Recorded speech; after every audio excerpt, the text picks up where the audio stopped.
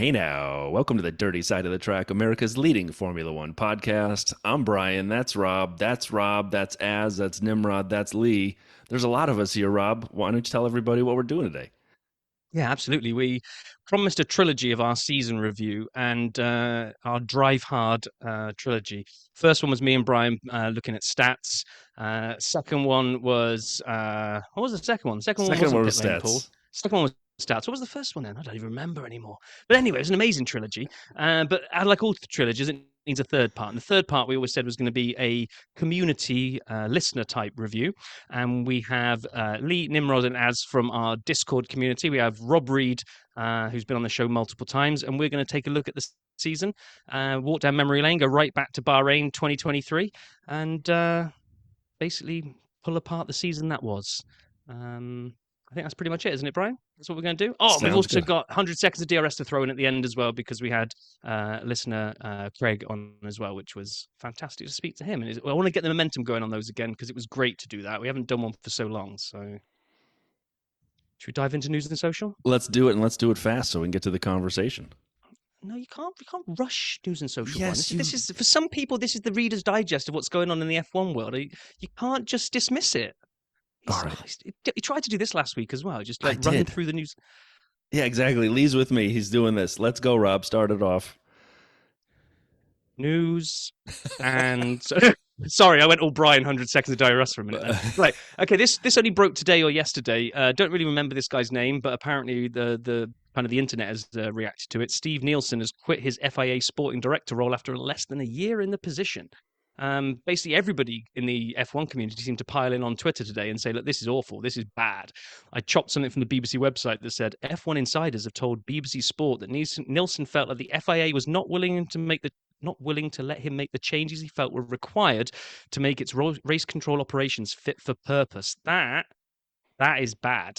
I'm going to be a guest. I'm going to be a host here, Brian. I'm not going to throw it over to your review first. I'm going to say, Mr. Reed, what do you make of that? Did you see the news, and do you remember who this guy is? And I'm throwing you right under a bus. Go. Yeah, I mean the FIA is basically a kind of in having some challenges in general. They have since 2021. It's only gotten kind of worse since then. So it's unfortunate that they've just got so many problems that it affects the racing the way that it does. So I did not hear the news though.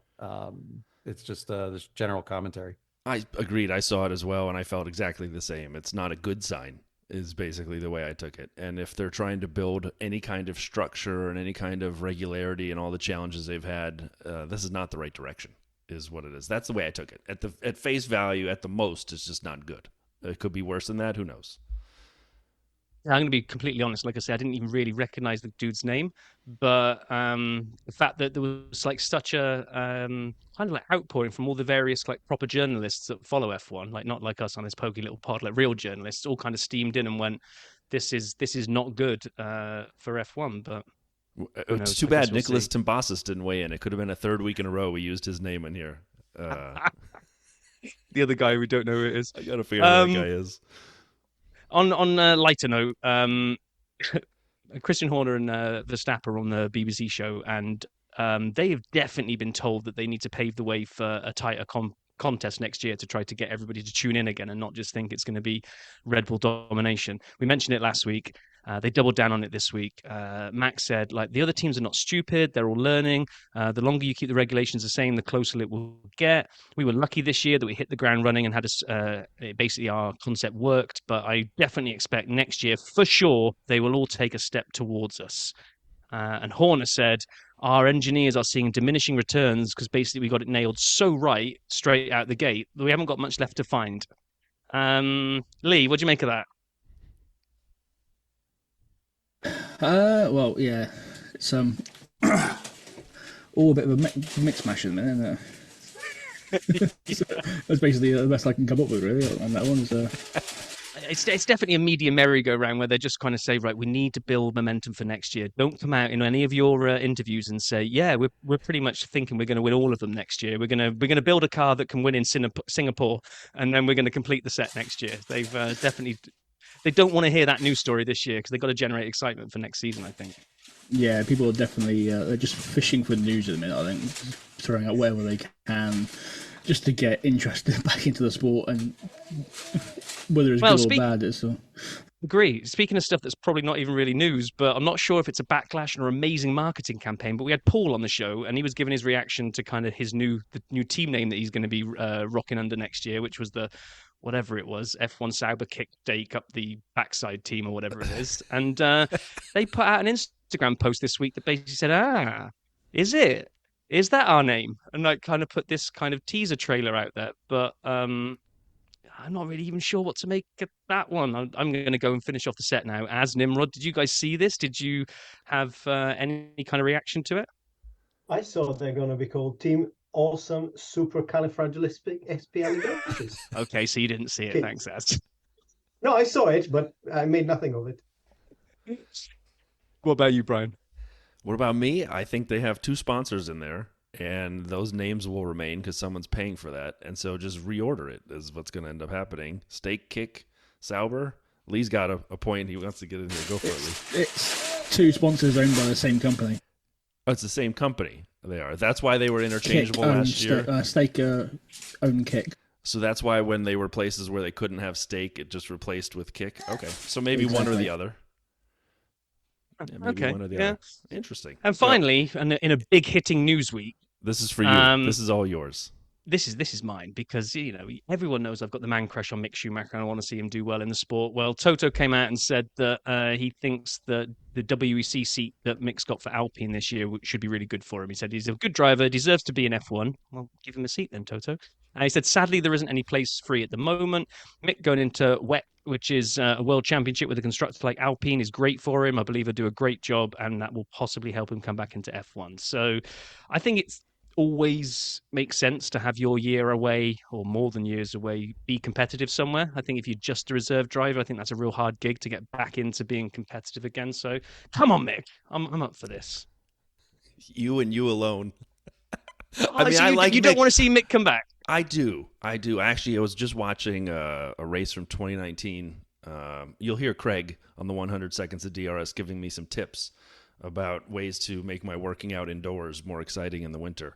I took the advice and I watched, and I cannot remember the race from 2019 fairly recently, and there was Esteban standing next to Toto, right, in his year away, or was it 2020? Regardless, you know my point, and his year away when he wasn't racing, and I'm happy he made it back. It's Mick, I feel, is losing that momentum, and with all the young drivers who aren't getting seats, I don't know if Mick's going to get that chance on the merry-go-round again. There's so many guys, the Pourchairs and the Vesties and the others who have opportunities in front of them. We won't see a rookie this coming season on the grid. I worry about Mick ever getting a chance on that merry-go-round again. There's only 20 seats, 22 at some point. Don't reserve drivers have a pretty good strike rate of coming back because they've been in and around the team. He'll get a shot. It's whether he can take it or not, I guess, is going to be the thing. It's kind of, we'll see.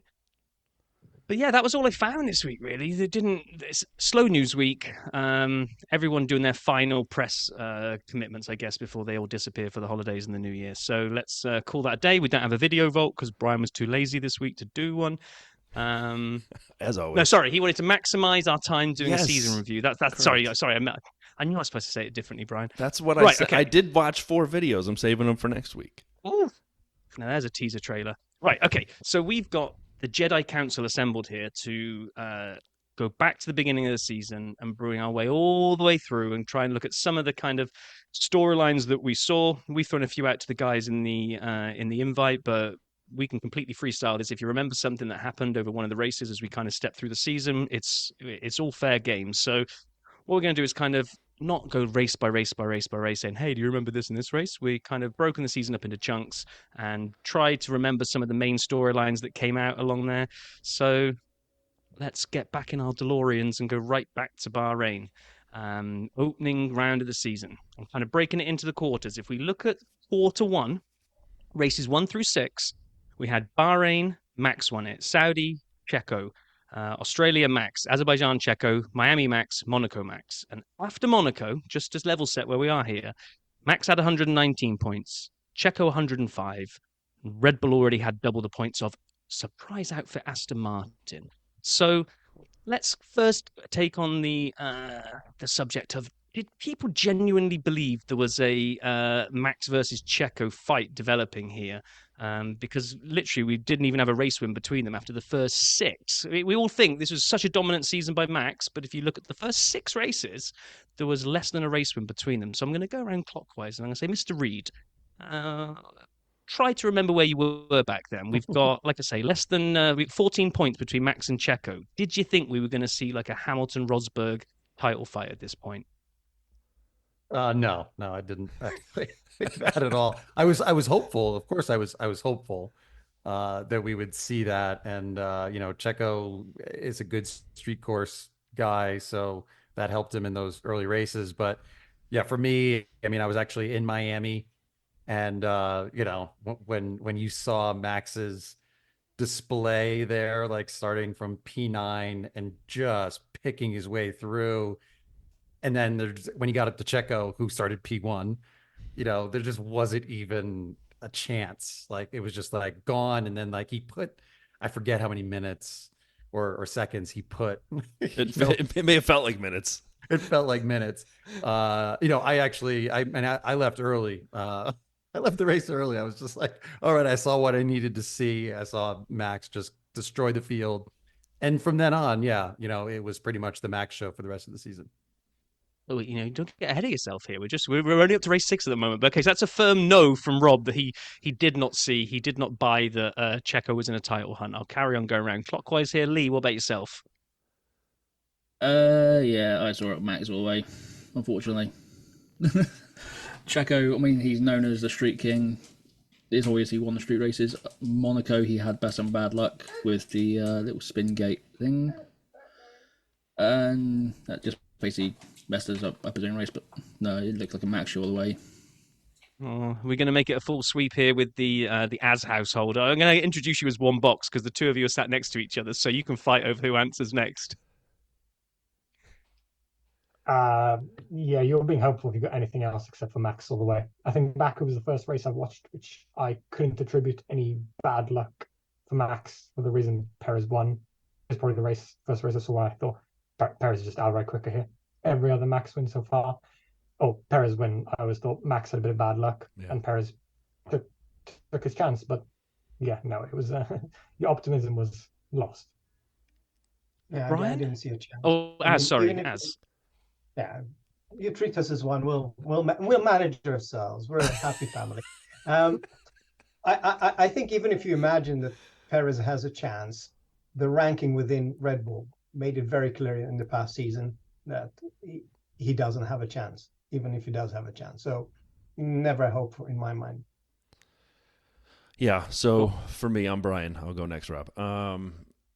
Yeah, I was that guy. I was Charlie Brown. I kept running up to the football, and Lucy kept pulling it away from me because I thought this could happen. 2 wins, and Nimrod, you're totally right. Like the luck factor did come into some of that. So you nail that 100%. But I was blind. I'm a Checo fan. I actually went back and watched as well him win the Bahrain short, the Sakia short race, and I love that. It was so cool. His first win in F1, I had tears in my eyes, or maybe it was sweat. I don't know. Like George Russell, I couldn't tell what was happening.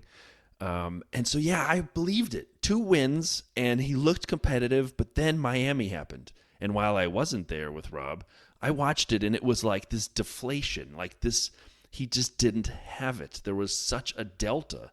It wasn't close. Like Rob jokes minutes. It felt like minutes. And they're in the same car. And for it to be that big a delta, I said to myself, uh-oh, I should probably stop running up trying to kick this football. So I think for me, the first few races, I was a believer. I was a Checo believer, and Miami, and I've said this a couple times on the pod, watching that was the no sir, it ain't gonna happen kind of moment for me. And from then on, obviously, it proved itself out. But so my blind and ridiculous optimism was squashed in the South Florida heat. How about you, Vale? So I don't think I let myself believe, if we're saying we're here after 6 races, I know Miami, he didn't have the best. That was the kind of I think that was the beginning of his failure to get into Q3 for a streak of like 5 races or something, wasn't it? Or something crazy like that. But I was just looking at the points total and thinking this only takes one DNF here or there. It only takes one bit of bad luck for Max, and they're in an obvious car that is head and shoulders above the rest of the field. So at this point, race 6, kind of thinking that we might have a little bit of a chance of a title fight. So I probably carried on running up to the ball a little bit longer than you, Brian. But before we kind of move on from those first 6 races, let's kind of cover the second story here. Then, as I kind of alluded to, is 6 races in. And Aston Martin are sitting second in the constructors' title, and Alonso has, I think, almost been on almost every podium of the first 6 races. Probably not that many. I didn't fact check here, but there were a number in here. So let's go around the loop again here. But you got to be honest here. Did anybody see this happening? Because Aston Martin weren't amazing the season before. Anybody have Aston Martin down in P2 on their surprise bingo card for the F1 season after 6 races? So, Rob, you got to be honest here. Oh, I mean, you could actually, it's hindsight, right? But like you can see it in Fernando's mannerisms, like when he made the switch from Alpine to Aston Martin during kind of silly season. And then you saw it in Drive to Survive, the way he kind of like looked like the cat that ate the canary, like he knew something. Right. And I think what he knew is that, like, Lawrence said, like, we're copying the Red Bull, so you're going to be fast. and it worked out. So, but no, I didn't see it, but like in hindsight, it makes sense when you kind of put the pieces together. You are right there. You kind of got that kind of swagger of, Alonso suddenly looked like a half a foot taller, kind of walking around the paddock. So yeah, maybe they'd already kind of let him have a test drive of the car, and he was like, wow.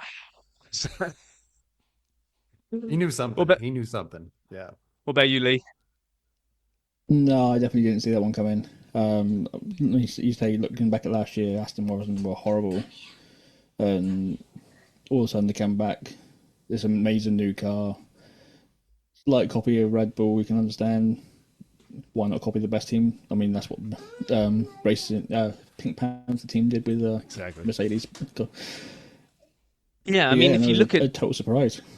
Yeah, and rather than just maybe ask the same question to the twin Asbots coming up next on my screen, let's maybe put it a different way. Do you think was it Aston Martin coming out of the gate fast that surprised you, or was it maybe McLaren, Ferrari, Mercedes really not coming out? I mean, they kind of seemed to just trip over each other. Did Aston Martin just make hay while the sun was shining? I think so. I wasn't too surprised that they were more competitive. Preseason testing was actually quite indicative that they were quick. I think the surprise was that they were quite clear of Ferrari and Mercedes, because everyone was looking at preseason testing and going, whoa, they've got a quick car. But I don't think anyone was expecting to be clearly in second above all the others. So maybe they were underperforming. No, I'm more surprised by the others. I mean, Merck were doing very well at the end of last season, kind of catching up. So you thought they're on a roll. They're going to pick up what they left. And they realistically went backwards quite a few steps. McLaren were dragging a bag of bolts for a while. So I definitely didn't see that to that level. I remember in the season predictions we did in the beginning of the season, I confused Aston Martin with Williams and said they'll do badly. And I said, no, actually, it's Williams going to do badly. But I never thought they'll do well. I thought they'll do okay. Completely. What about you, Brian? So I'm with Lee. I didn't see it coming at all. And Rob, you're right. In retrospect, there were probably signs where and I don't mean Carlos Sainz. When you look at, for me, the Lance coming back from broken hands and wrists and showing up in Bahrain, he's like, I'm going to race this car. He knew he had a chance to do something special, get points, do something, be near a podium. And he's like, I want to capitalize on every minute because his dad owns the team. It's not like he's going to lose his seat. He knew that. He pushed because he had a chance to do something, and he wanted to maximize it. So I'm with Lee. I didn't see it coming. It was great. I will say this before I give it back to you, Rob, is the end of the year, right? The time of the season we're at now. The season's closed. The holidays are upon us. I like to reflect. And as we had our little questions here, which are kind of helping us think through some of these things, I reflected quite a bit. And you will hear me say the name Fernando Alonso so many times throughout the course of the next 40 minutes because I did not realize I'm a Fernando Alonso lover, fan, super fan, freak. I did not know that. I did not know that about myself. And as I reflected, the way Fernando in the first 6 races backed Lance hits him. Fernando goes, "Oh, that's fine. We're good. The car's great, guys." In Baku, Fernando's sharing brake bias settings with Lance, which made Lance go screaming off the track, out of a corner. But Fernando's he's on the blower. I'm looking at the TV. Lance is doing great. Nice overtakes. Who was this guy? And so to me, that was one of my favorite stories, was watching the bromance, which is really not a bromance, but the Fernando storyline start the season and carry on through. So Vail to you, but for me, no, I didn't see it, but I loved the Fernando aspect. I'm going to be completely honest and say I was completely blindsided by all of this because I was stupidly even more Charlie Browning than you, Brian, believing that Ferrari had a go at taking it to Red Bull last year, and then it was only really team strategy calls that had messed it all up, and a few driver errors, right? They kind of fell off a cliff after the break, and Red Bull disappeared off into the season. But fundamentally, car on car was pretty close. So Ferrari were just going to tweak their car the same way that Red Bull were, and we were maybe going to be, this is our year for a Ferrari championship. So as much as I was kind of didn't see Aston Martin coming, what I also didn't see was just how poor Ferrari were going to be. I mean, by race 6, Red Bull have got 224 points. Aston Martin have got 102. Mercedes have got 96. And Ferrari have got 78 points. 78 after 6 races. It was just, I think I was more depressed by the Ferrari performance than I was by Aston Martin's amazingness. With the chunks you created in the first quarter ending, did you still believe Ferrari had a chance? Question? No, I mean, it just absolutely not. It was like, right, are Aston Martin going to be, are they going to stay there? Can they take the fight? You called it really early and said probably not. They're going to fall off a cliff. I don't think they fell off quite the cliff you predicted. I don't get much right, but I did get that right. Yeah, you did. Hats off to you. You did. Most wrong. But I didn't see Ferrari being able to pull it out the fire. And if we now move forward and kind of look at the next 6, any of us clinging to any type of title hope went. As we looked at Spain, a little race called Canada, that one sticks out on the calendar for me. I can't think why. Austria, Silverstone, Hungary, and Spa. 6 races, 6 wins for Max. And we go from having not a hair's breadth between them after 6 races to after 12. Max has 314 to Sergio's 189. So we got a huge delta opened up there. And over on the constructor side, they've got 503, but all of a sudden, it's not Aston Martin in second spot anymore. Right. It's Mercedes. So I'm going to go should we keep going the other way, or should we want to mix the order up? Actually, I'd like to ask a different question at this point. Go for it. For this quarter, though, so we hit Austria in this quarter, which is where I believe Lando first got the upgrades on the McLaren. And they had announced at the beginning of the year, they were pretty transparent, the bag of bolts that we thought they may be dragging around would at some point be fixed. Like they'd made a discovery and couldn't get it ready before Austria. And then Oscar got it, I think, at Silverstone, and they were both, on the podium positions for a good portion of the race. So we saw Aston Martin peaking early and doing really well, as we just talked about, and then starting a decline, which kept going for a while. And McLaren was just starting the uptake. So I guess I'd ask everybody, and in full retrospect, not just the quarter, but now that we're seeing the graphs switching, and I'm doing things on the YouTube which no one can figure out, if we're seeing the one declining and the one increasing at the end of the year, which was bigger in your mind? Bigger news story, bigger surprise that Aston Martin started so big but then kind of fell away, or that McLaren started so bad and then turned it around and became competitive at the end? And we're going to go in reverse order. So I'll ask you first your thoughts, and then Nimrod, then Lee, and then Rob. I think the decline of Aston was, for me, the bigger surprise, because you expect teams to get better through the season, right? Everybody learns, everybody gets improvements. They're not always perfect, but to improve. And if you don't, at least you have some marginal. McLaren announced they messed up the car in the beginning, so they were dragging a bag of bolts. And like I said, you expect them to get better. They're one of the oldest and best teams, so you expect them to bring their A game. So for me, it was a natural progression. It's Aston dropping was. I didn't see that. Okay. Nimrod, how about you? I'll take the opposite view. If you remember, Mika Häkkinen came out and said that right when McLaren was still P18, 19, he came out and said in a few races, McLaren will compete with Red Bull. And I think I probably just posted that document in the Discord and said something along the lines of, what is he smoking? I'd like some of that, because I don't think anyone thought this guy is being serious. He was basically saying this team's going from like 8th, 9th to 1st, 2nd. And it wasn't quite there, but I think the scale of the transition was what was shocking. For a team to go from basically at the bottom all the way to the top. I remember sitting there watching and thinking, why doesn't anyone else do this? Yeah. What have they done? This doesn't feel right. Understood. He's the intelligent one, by the way. What about you, Lee? Yeah.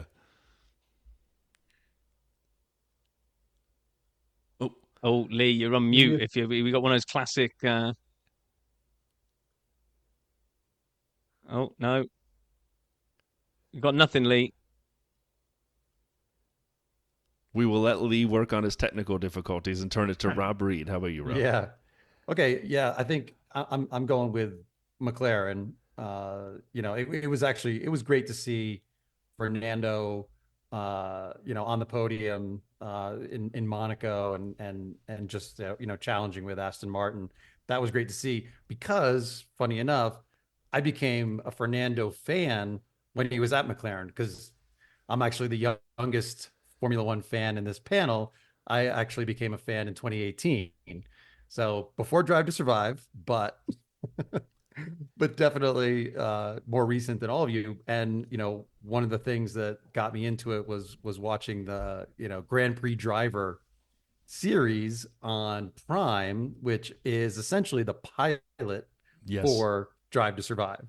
It was about McLaren, 4 episodes. It was with Fernando and good old Stoffel Van Dorn. Yes. And so when I was watching that as I was getting into Formula One, because I just basically decided I wanted to get into this sport and became a fan of Fernando and McLaren sort of through that. And then they, of course, disappointed tremendously in that season. So I think it's just, for a team as with a history like McLaren, like they should be at the front. They should be fighting for wins just because of who they are. And so for me, yeah, it was amazing to see them actually get back up there at the sharp end, and also to have a rookie in Piastri have a season like he did. So I think that was actually one of the bigger stories of the season too, was like basically the best rookie season since Hamilton is what Piastri just pulled off. And you obviously wouldn't have been able to do that if McLaren didn't give him a car. So absolutely, like McLaren for me, hands down, was like the best story. Lee, how about you? I'm going to come both angles. To see McLaren go from a 6-7 stop race at Bahrain to basically coming up through the field was great to see. And with Rob saying that Piastri, he's got to be rookie of the season by far. His performances were brilliant. But to see Aston's downfall, they didn't just stop development, they went backwards. They literally went backwards in my eyes, and the fact that they had to come back with downgrades and that only made the car slightly better, that is quite telling of their development program. Yeah. Yeah, I mean, you go Vale, and then I'll close out. What were the numbers? Wasn't it like 0.8, seconds a lap quicker is what McLaren increased? Do you guys have the stats on that? I don't, but what I was just going to say is, like, from my point of view, I'm going to go in the camp of McLaren surprised me more, just because I think we've seen teams come out of the gate pretty hot and then fall away a little bit, or not even fall away, just stay static while everyone else kind of develops and overtakes them. So we've kind of seen that quite often. So I was like, Aston Martin, I was not as big on the whole they've fallen off a cliff like Brian was. I thought they'd just been overtaken by a couple of other teams developing, but they had fallen away. They weren't podiuming him as much. Look at like Lando and Piastri, like you say, first few races, it was 17ths and 15ths and 11ths, and every now and again they claw their way and get a point, and it's like this bag of bolts is just nowhere. And then, like Brian said, I think they strapped the upgrades onto Lando's car in Austria and he got 4th. Oscar was 18th because he didn't have them. Silverstone, they both get them. 2nd and 4th. And then that got proved not to be a flash in the pan. That was it. If they weren't in the top 4 or 5 or podium, we actually started getting surprised that McLaren weren't at the punchy end. No, I don't think I've ever seen that happen. I'm getting old now, so my brain doesn't work very well, so my memories are going. But I don't really remember a team going from absolutely dragging their ass around looking like a bag of bolts to almost challenging for race wins. If it hadn't been for how dominant Red Bull were, they took a car from 0 to hero in a season. And I don't think I remember seeing that for a very long time. Somebody will probably point out, oh, no, don't you remember season blah, blah, blah, when the exact thing happened? But no, so McLaren absolutely surprised me way more than Aston not being able to maintain early momentum. But you asked the question, Brian, so what's your view? Yeah, so last year in 22, when Haas came out of the gate, and they had, I think, K-Mag finished 5th, coming in off the street, being invited back to drive like the day before the season. And everyone was excited, and it wasn't the first race, but they had, all these points. And I was the Debbie Downer. I'm like, they wasted a whole season developing this car. 21 they threw away so they could get the 22 car, and it worked. But you know what? The incremental development they won't have because they don't have a whole year to work on it continuously. They got to be able to keep their homework being delivered to teacher every week. And that was not something they could do. So I saw that one coming. This felt the same to me. When it started. They jumped too high out of position. And the previous Aston Martins, they were scrappy, right? Lee nailed it. The pink Mercedes tracing point, and you watch those races, they were the underdog who just kept fighting and getting a little better. This huge jump is awesome, and I agree with everyone what you guys said. I believe Lawrence Stroll told Fernando this so that when Lance crashed into him and sent him up, as a rocket ship at Coda, and he was already on his way to the team, he's like, oh, no problem, it's fine, I almost died, pay me my money. And so, like, in my mind, I think there was some of that. I really do. Yeah, exactly. He knew what he was racing for. We raced for money. And so I agree that Aston Martin was amazing. It did feel like there was an opportunity for that cliff to be outdeveloped by other cars to happen because we haven't seen them keep that up in recent years. So for me, it's McLaren, it's Lando, it's as Lee nailed, he had 6 or 7 stops to fill up the pneumatics and all the air every couple of laps in Bahrain. And they're not racing for anything. Yeah, they're not racing for anything. You weren't racing for anything for 7 races, bro. And then all of a sudden he's got back markers and he gets anxious. I love Lando, I love Oscar, I love watching McLaren do well. It's fun. It's just fun. But there, as you say, Rob, I hate to agree with you, Vale, but the meteoric rise from 6 pit stops, finishing 17th, to challenging for podiums, and if it weren't for Max, and as Lando eventually got so bold to say, it's always Max. He always ruins everything for everyone, Yeah, he ruins everything because Lando had a shot at wins, and no one would have seen that coming. So I agree with you. No one would have seen that car being capable of winning and actually feeling disappointed on a couple of occasions where he didn't turn it into a win. I just don't think I've seen a car go that way. And Aston Martin, I think some teams get unlucky in seasons where when you come out so great and then you've only got maybe limited budget or you've got limited upgrades available, if those upgrades don't quite work the way you thought they were going to, I think you're a bit screwed. And the fact that they became downgrades, that was their kind of stick or bust moment in the season. If those upgrades had kept them punchy up near kind of McLaren and Mercedes, we might have seen Aston Martin finish stronger. I don't understand how all this technology, I said it to Paul on one of the episodes we had with him, is I still don't quite understand how it seems to be such a kind of a fingers crossed, we don't really know what's going to happen when we strap these upgrades on until they actually hit the racetrack. It's like all the CAD diagrams, the wind tunnel timing, it all obviously goes to point them in the right direction. They think this concept works, and then they bolt it onto a car and go, oh God, take them back off. I don't understand that, but whatever. Okay, then we move through to I know which one we're going to talk about here, probably in a little bit more detail. But we had we come from the break, I think, or sometime around here. We had the Dutch Grand Prix, the Italian Grand Prix. Singapore, Japan, Qatar, and Austin. Most of those were won by Max, and he secured the title in Qatar. And by this time, I'm not even sure I need to read the points out because it's lots and lots to not many for Max at this point.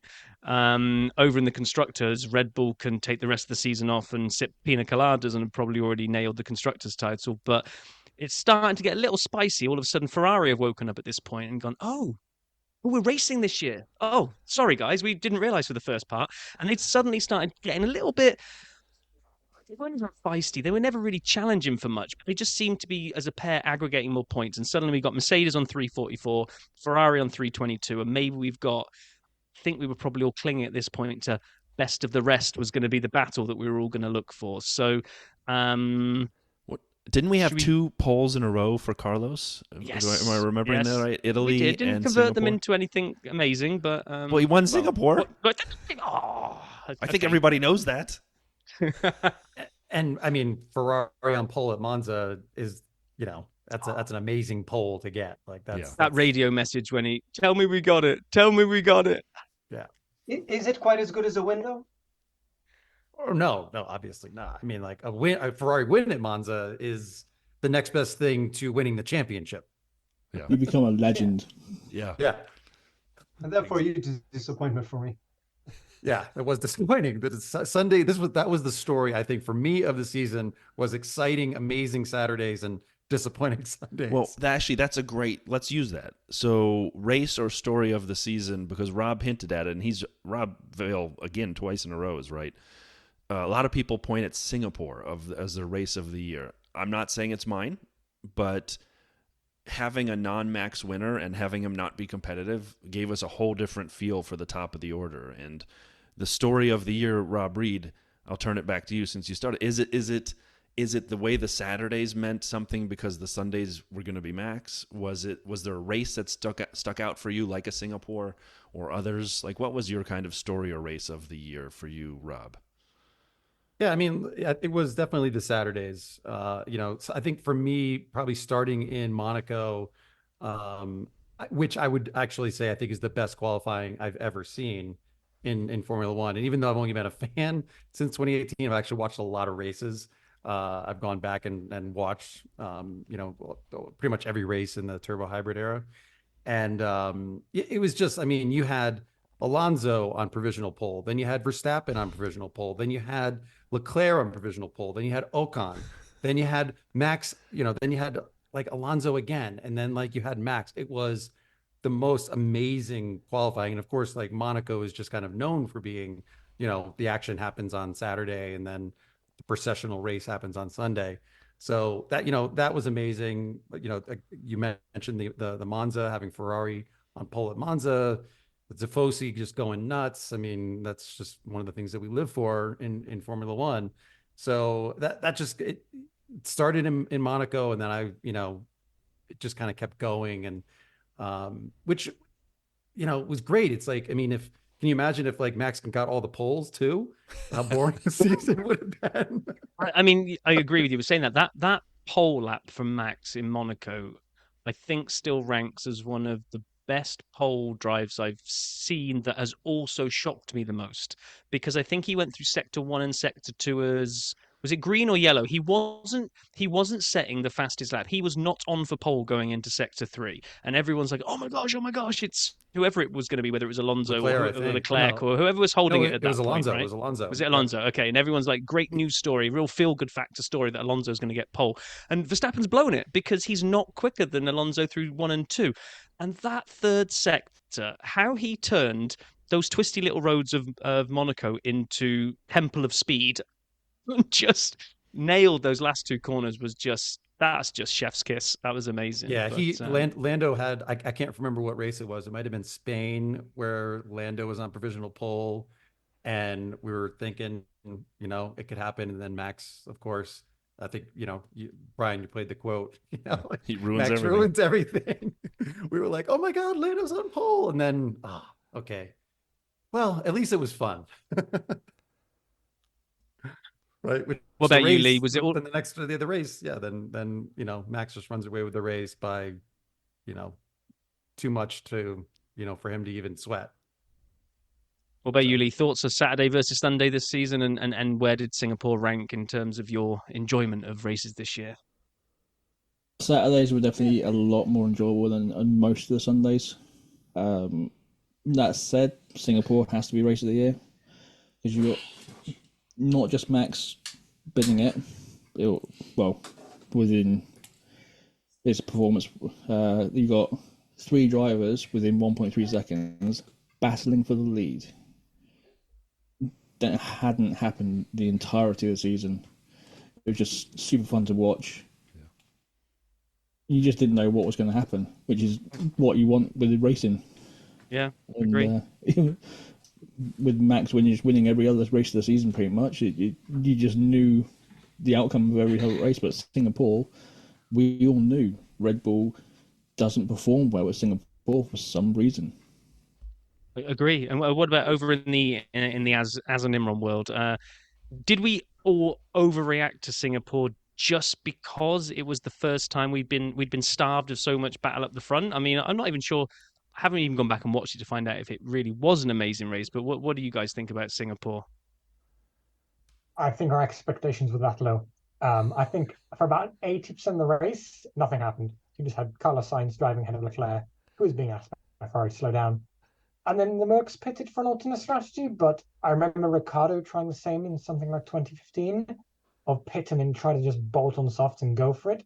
And I think when they did that, I said, yeah, this doesn't work in Singapore because it's just too hard to overtake. And so it was amazing at the time, but I watched like 5 laps back after, like a month ago. I thought this is just dull, driving around slowly in circles. And I remember messaging Rob Vale about this during the race, and he disagreeing. And I think, as usual, Rob was absolutely wrong. So. Vale, defend yourself if you like. Well, no, all I'm going to say on this is that, first off, I think Max was just so brilliant this year that we had been starved of battles for the lead. So as soon as we got one, it just instantly showed us what it really kind of highlighted. And I think we said it on the pod, was we've been really, really trying to talk up the best of the rest. Oh, isn't it great that we've got Mercedes and Ferrari and McLaren and Aston Martin? We don't know who's going to finish second step on the podium. Let's ignore how brilliant Max is, because he's just different league. Ignore that. Let's look at how exciting best of the rest is. And we kind of started to convince ourselves that best of the rest was a really good competition to be watching. And then Singapore came along. I agree that maybe it won't stand the test of time of being the best race ever, but in its context where it was such a good feeling to be watching a race going, I don't know who's going to win. And I haven't said that for 12, 15 races or whatever it is. So just it just had that whole, we were wrong. Best of the rest isn't as good as this. This is a battle for the lead. Inject it into my veins and give me this every race. But we only got it once in 22. So, Rob, you sound Brian? like somebody who never had a chocolate and just tasted vegan chocolate. Okay. It depends. If you'd have had given me proper chocolate all season and then given me a vegan chocolate, I'd agree. But if you'd been giving me Quigs to eat all year and then gone, here's a vegan chocolate, I'd have gone, chocolate, so amazing. It's context, it's all context. You're welcome. Go on, Brian. What did you think of Singapore? So I enjoyed it, but I think Nimrod's onto something here. I kind of got swept up by the wave. I'll say this: I had 3 races, and I won't tell you my favorite because we haven't gotten to the 4th quarter of the season yet.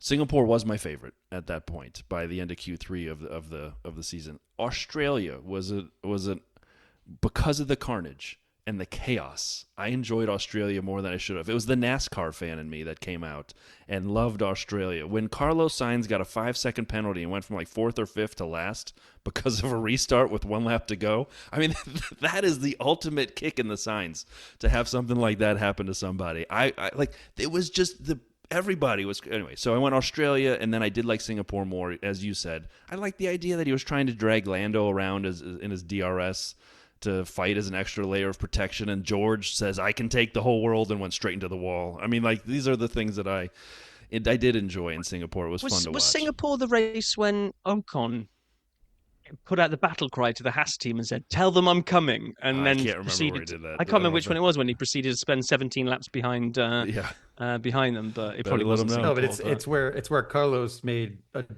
basically a joke of DRS, and basically said, like, I'm just gonna kind of keep him in DRS, not for passing what it's intended for, but so that the person in third couldn't overtake, right? Yep. And Rob Vale and I can kind of take that one offline, but yeah, it's just another example of why we don't need DRS anymore.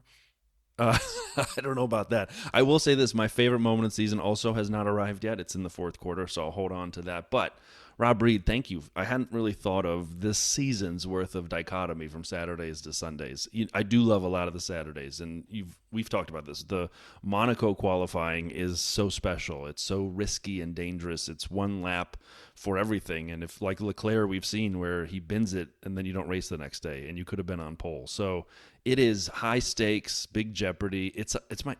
I much prefer Saturday at Monaco over Sunday at Monaco, unless you get like a tsunami situation and then Pierre Gasly's going like a lunatic through everybody. But that doesn't always happen. So yeah. I hadn't thought of it this way, of the value of quali this year being so high. So appreciate that. That was good. So then we come to close the season out, and we do Mexico. Oh God, that was bad. Brazil, Vegas, and Abu Dhabi, and obviously all Max wins. There's a few ones in here to unpack, but I'm going to start with the biggest worry that I had. I'm not sure if Brian did as well, but that was the Star-Spangled Banner flying above Vegas. We'd all seen it coming after it had been announced that, oh my God, this is going to be the cringiest, awful thing. We might all die of cringe while we watch the intro to this race, and it's going to be the worst thing ever. The racing's going to be terrible. It's going to be if you take what you think is the worst Americanization of something you can possibly think and times it by 100, it still won't be as bad as what Vegas is going to give us. And maybe I'll keep my powder dry. Maybe I won't. I'll intro. It wasn't. It was actually pretty decent. And even Pit Lane Paul said, coming out of Vegas, they'd all gone into it going, oh my God, I can't believe we've got a race here. This is going to be an absolute cluster. And every single one of the people that he spoke to, and including his own view, was actually kind of looking forward to coming back here next year. It wasn't as bad. So let's start with the American guest on the panel and say, Rob, Vegas, where did you land on this? As bad as you thought it was going to be, better than you thought it was going to be, on the fence? What's your Vegas view? The thing is, like, I went into it with, pretty much suspending judgment. I was very optimistic. I was very excited. I love Vegas on its own. I love Formula One. I was really excited to see them come together. But at the same time, they pulled that thing together in 18 months. So you had to think, like, something's going to go wrong, like, to actually pull off what they had to pull off, racing on the strip. This isn't just like racing at a track outside Vegas. Like, they had to transform the city. So I chose to kind of like suspend judgment and go in with open eyes. But at the same time, I was actually texting with Pit Lane Paul ahead of it. And so now I have that as a record of just how insanely negative he was. And I'm sure that was shared in the paddock. I think that's like the entire paddock went in, this is going to be an absolute, crap show. Like, they were thinking, like, looking at the weather, the track was going to be so cold at midnight, that it was going to be an ice rink. It was a new surface, all these things, and then everybody's, all over the fact that, like, they didn't sell out the tickets, they didn't sell out the hotels, so they were being discounted. So everybody was calling that a disaster. And in the end, I think comparing Singapore with all the other races is kind of like apples versus oranges, right? Because Singapore is the only one that Max didn't win, right? So if you take that one out, I think Vegas was the best of the rest of the entire season. For a number of reasons. There were 99 overtakes in Vegas. Only like 50 of them were actually televised. That's the most in a dry race since China 2016. the most overtakes of any Formula One race. They weren't all DRS easy passes either. No, not at all. Actually, Vegas got the DRS zone pretty well, good as far as I was concerned. That was an example of when DRS gets you into the danger area for an overtake. It puts you into the braking zone and challenges you to try and see if you can make the pass. It wasn't oh look, there goes somebody on the straight because they got DRS. So, and nobody had ever driven the track before. I drove it on the sim, which was interesting while I was in Vegas, and I mean, you are in 8th gear forever on that straight. Like you hit 8th, you hit the limiter, and you're just basically like chilling, like just waiting for the Bellagio, Planet Hollywood. See you guys. But so the overtaking, and then like I would say moment of the season for me was Leclerc's last lap pass on Perez for second place at the end of that straight, like doing, I think he was like a tad under 220 miles an hour. Homeboy hits the brakes and does like 7 Gs of deceleration force to make a pass, right? That means like he didn't lock up. Like the tires had to grip at that freaking speed. Like that was, and I was watching with a bunch of Aussies, and like, of course, the dirty secret of going to Formula One races that you end up watching them on TV while you're there. And so that's, I was with a bunch of Aussies, and we were on the strip, but we were like watching it on TV, and it was amazing. We went nuts. And then of course he goes through to get second, and yeah, man, Vegas was it. And the funny thing too is that like everybody was criticizing it before it even happened. And I called out Verstappen in my Forbes piece because he called the thing 99% glitz and glamour and 1% sporting event before he'd even driven a lap of it. Yeah.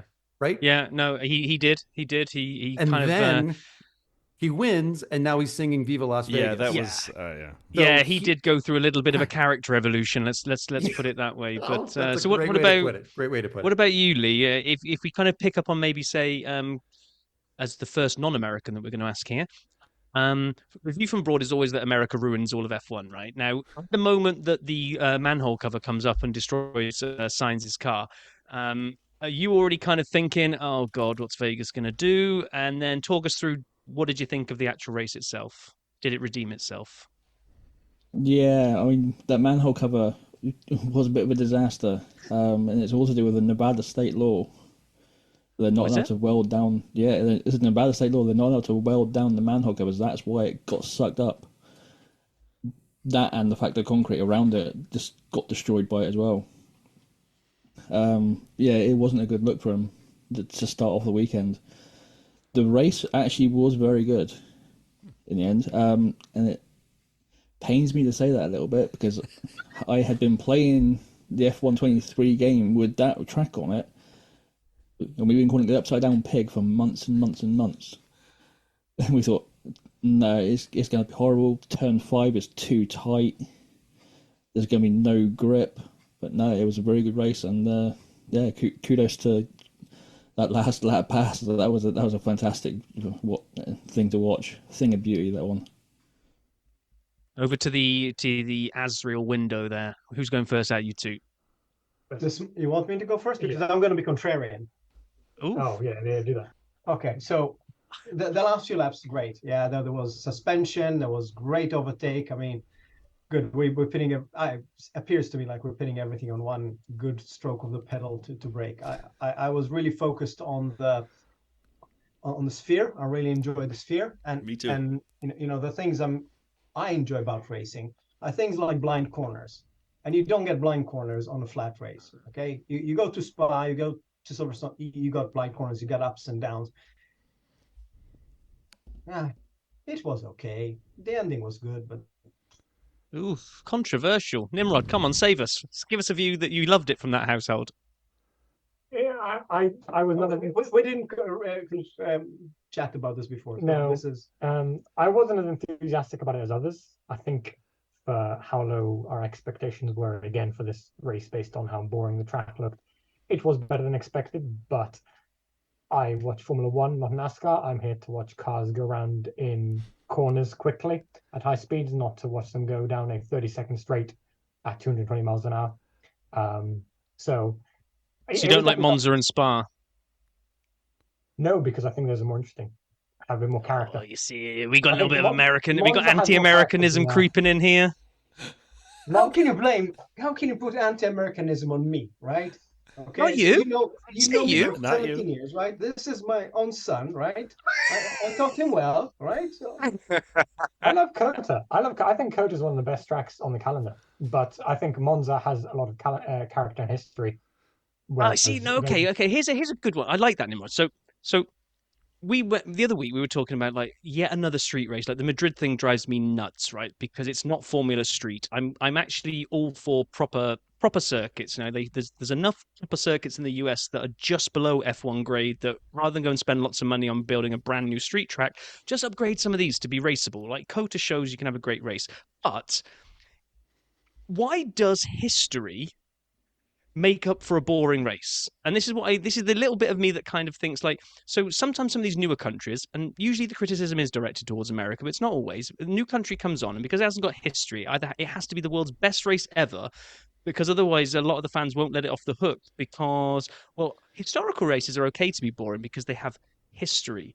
And I'm not sure I can go with that one.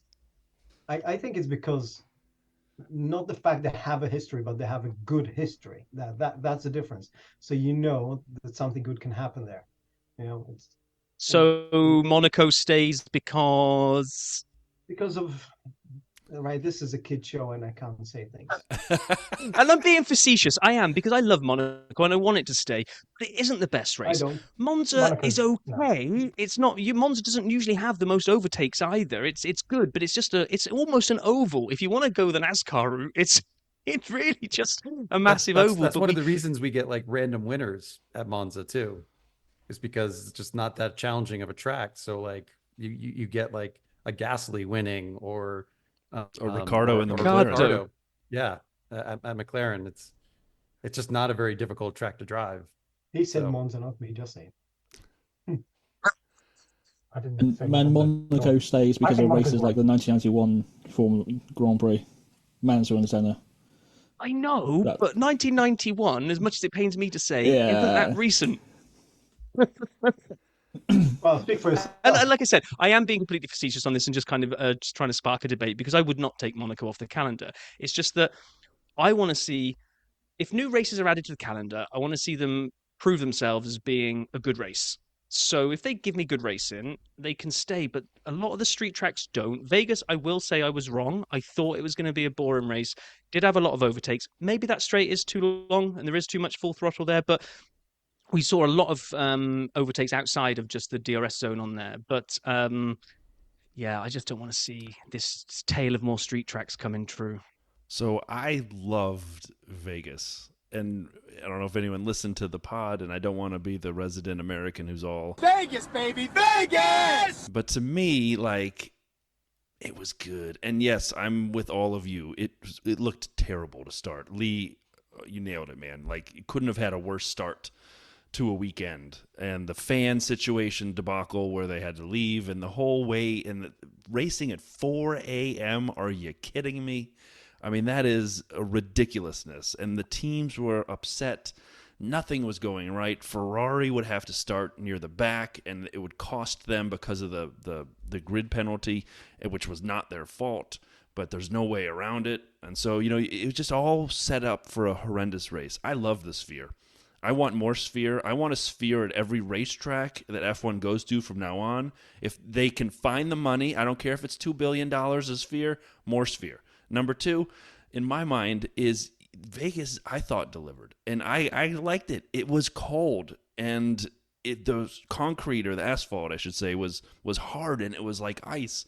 And you had to have technically sound driving. And I did think there weren't that many straight line overtakes with DRS. It set you up in the braking zone, and sometimes people didn't see other people coming, and there were, you know, tangles and collisions, and it was. I enjoyed it. I actually, it ended up being my favorite race of the season. Now, I will say this: a huge grain of salt, not just because I'm American, because my expectations were so friggin' low after the weekend up to that point. Anything short of an epic disaster would have been a success. So, like, give me a second year to watch it, but I enjoyed it very much. So I liked Vegas. I thought it was really good. And in this quarter, though, now that we'll get to like moments of the year if we haven't hit them already, because two of you have talked about Charles' overtake on Checo as being like a big moment, an overtake of the year. I respectfully disagree. And I would say it was Brazil. And I would say it was the Fernando-Checo battle. And here I am again talking about Fernando F. Alonso. I don't even know what Kimoa is. His brand thing. Is it clothes? I have to go buy some sunglasses. now. Sunglasses? Well, I'll wear a pair next time because I mean, like, I couldn't be more all in on Fernando at this point. And I've never been a huge Fernando fan until this week preparing for this conversation. I thought he was great to start the year, a great teammate. He was reinvigorated. He brought fun and humor back to the paddock. I loved seeing him pushing Lewis a bit, and making him uncomfortable, but still embracing him as a champion. And the way he respects Max is because Max is a generational talent, and Fernando obviously gets that. But that battle between Fernando and Checo in Brazil over those last 5 laps or so, 3 laps, was tremendous. And they both were interviewed, and Fernando said, you have to give Checo a lot of credit. We battled to the limit, and I knew he would be a fair racer, and I knew I could put my car there, and I knew he would respect that. And I hate, again, seeing Checo come out on the negative end of this conversation twice, but if that's not the theme for the season for Checo, I don't know what the hell is.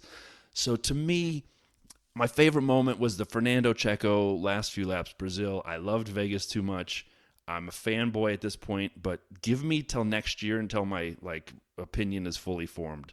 Like a child's brain, I'm not really ready, so give me a little Are you time. regretting the naming of the podcast? Because I don't know if you remember, and I'm not sure we've ever even spoken about this on the pod before, but just before we were Dirty Side of the Track and we were throwing around some names, we had the iconic image of Alonso sitting on the deck chair, and we were toying with the idea of kind of using that silhouette, and we were going to be called the F1 deck chair because we were just going to give a view from the deck chair. We weren't real fans. I'm sorry, we weren't journalists. We were going to be sitting in our deck chairs watching the races. So we were very nearly the F1 deck chair, and you could have had an Alonso silhouette as your logo. Rob, if I'm so dumb it takes me 2.5 years to figure that out, that it means something to me, it wouldn't have meant anything at that point. So no, it doesn't. And I will say this, it also makes our awards next week, just as a teaser, we're still going here, but as our awards next week, the Dirties will be handed out at the end of 2023, and that's a better name than the deck chairs. So True. Yeah, with True. That. So I love people's... I would have loved if Fernando Alonso's brand was of deck chairs. I was waiting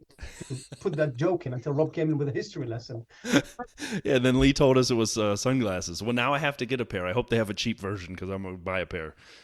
Are they really expensive, Lee? Do you know? I haven't looked them up. Okay, well, if they're really expensive, then I won't have any, and I'll just take a pair that I have and write Kimoa on the side. So what about everyone else? Like moments of the year, if we didn't hit it already, anything we didn't highlight that you want to highlight that you look back and say, holy moly, that was the moment of the year. And I'm leaving it open, so just jump in if anyone has one that we didn't hit, because I know we hit a lot already. For me, it was those overtakes between Fernando and Checo. I mean, it's not a moment, it's a series of moments, but yeah, in what I consider an extremely dull season, that was a highlight. Yeah, I loved it. Go on. Anyone else? Don't be shy. No, I'm going to go with Daniel Ricciardo on his return. Yeah, really missed him on the grid for the first half of the year, and I think we got used to him being back pretty quickly. And his race in Mexico, where he got a 5-second penalty and basically did the same thing as he did in Russia many years ago. He just said, I'll just drive faster to make up for the time. It was very, very good fun to watch. You know, while we go around here, we chat a lot on the Discord, so plug for the Discord. And I was honest, and I remembered I had made a prediction, speaking of AlphaTauri, that Yuki was going to be outpointed by Nick DeVries. Whoops-a-daisy. That one didn't work. Why not only was that, Brian? Why was it? I love being honest, man. Not only was I so wrong, the dude I was saying was going to do better didn't even have a seat after a handful of races. I mean, I couldn't have. You couldn't have. As wrong as me. What was yours? As wrong as me. Do you remember what my bold prediction was? I went really bold. I said that Yuki would be outscored by De Vries so much he'd be out by the end of the season. I was so wrong. I do remember this. I went all the way around the world and I was so right. I do remember this now. Thank you for acknowledging that I wasn't the wrongest. What about you, Lee? What's your favourite moment of the season? I think my favourite moment actually has to be Oscar Piastri's sprint win. Oh, it's yes. taken mine. Yeah, But there you I'm go. with you. Tell us why, Lee. Simply because, I mean, he really deserved that win. It was really well strategized. He raced absolutely fantastically, and it's basically what makes him my Rookie of the Year. And I think Rookie of the the other thing I decade. want to mention is my prediction of George being unstoppable from the preview show also went a bit south, but I'm still holding up hope. I love the honesty. I love the fact we're all calling ourselves out for making some boo-boos, because that's really what a fan is, right? Someone who has fun enjoying this and chatting about it. Lance Stroll, third best driver on the grid. Yeah, you nailed that one. Stroll, third best driver on the grid. Man, we are full of great... If anyone's still listening to this at this point, they know they should turn it off, right? I mean, we are all wrong. Rob, what was your favourite moment, and anything that you were completely wrong about as well? Well, my prediction last year was that Logan Sargent would score a point. So He did, by default. because of the skid plate controversy. Like, and he came close a couple times. He did. a couple times. He had a lot of and I was 11s, just I feel like. every time. No, I think actually Logan had a pretty good rookie season, all things considered. No, I mean it's really hard to pick. I think they've all, the two overtakes, the Leclerc, the Alonso, and the Piastri, winning the sprint race. Like those three all just stand out for me. I probably couldn't even think of a fourth, because it's the kind of season we had. If I think about things that made me smile, I'm not sure I can say they were necessarily the favourite. So Piastri winning the sprint race, just Piastri in general all season. I think I may have developed a new man crush, and that Mick is in trouble now, because Piastri just thought carried himself so well all season. I think there was the interview where, because track times were being deleted and they were interviewing him, and he's like, well, you might want to give it a minute because I've got to make sure I've actually got pole, because he just had such a dry sense of, like, a rookie. He's supposed to be under the most intense pressure ever going, because he's got to make sure he can secure a seat for next year.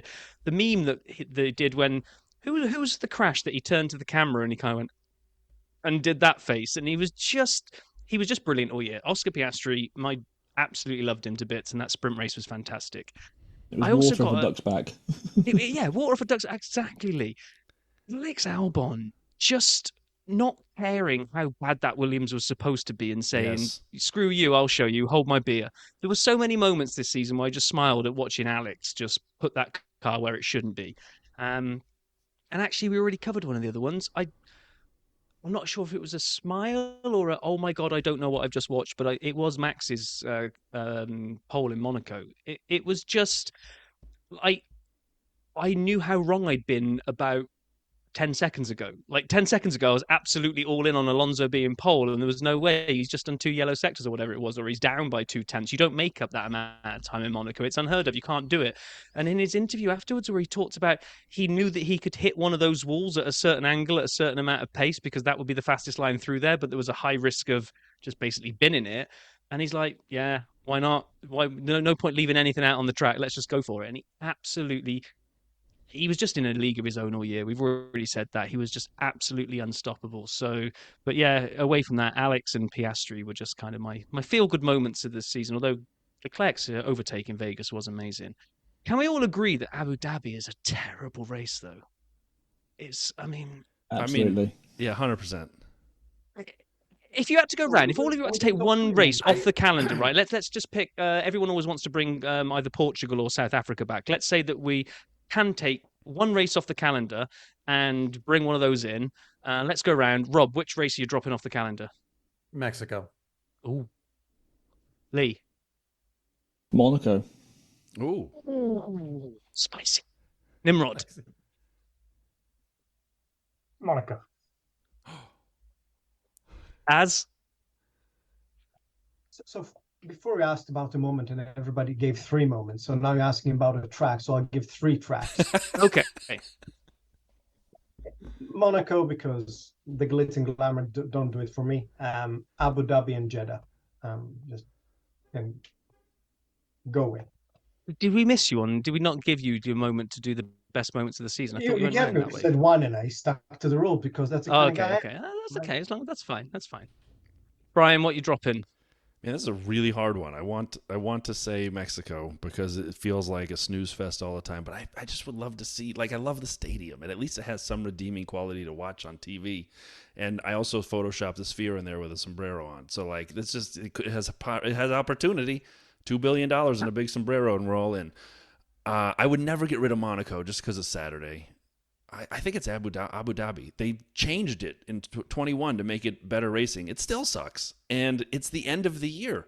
It's more offensive to me that they because of money, force it on us to close the season. And I stand by my top-notch analogy that it's like watching your beloved get on a train and they rip a big fart before they leave. That's what the end of the season is. It's Abu Dhabi. It's a big-ass fart. No one wants, and like, all right, well, I guess I won't care that much.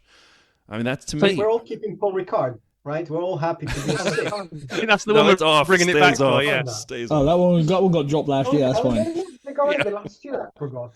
Paul's oh my gosh! I thought you were joking. I thought you were joking too.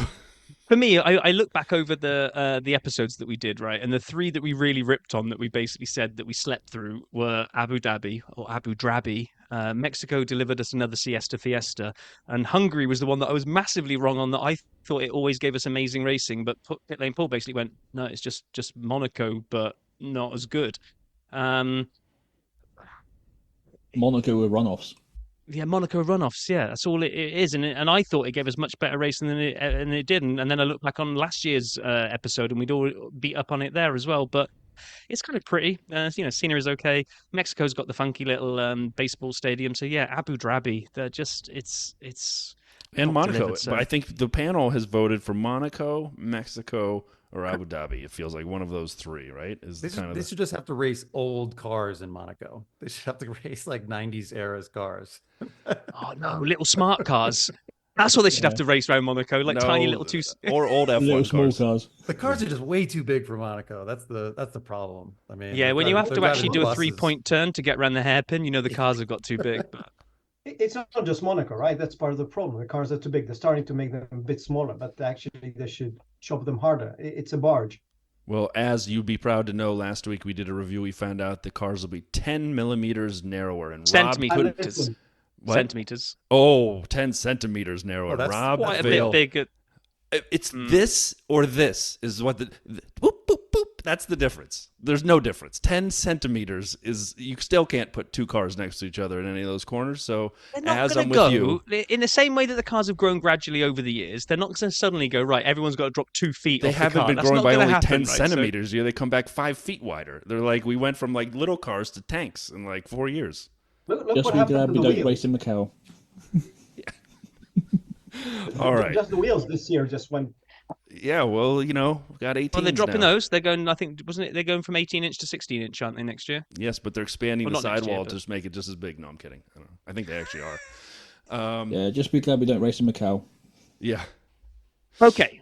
All right. Just to put a bow around the season review, because we do sometimes get accused of not giving him enough credit, and I think it's just because it got a little bit boring to just keep trying to find superlatives to talk about Max. We did a whole episode about his stats. I know, we did a whole episode. We tried to show that we weren't being biased towards Max, because we're not, because I think he's absolutely brilliant. But let's hear it from you guys. So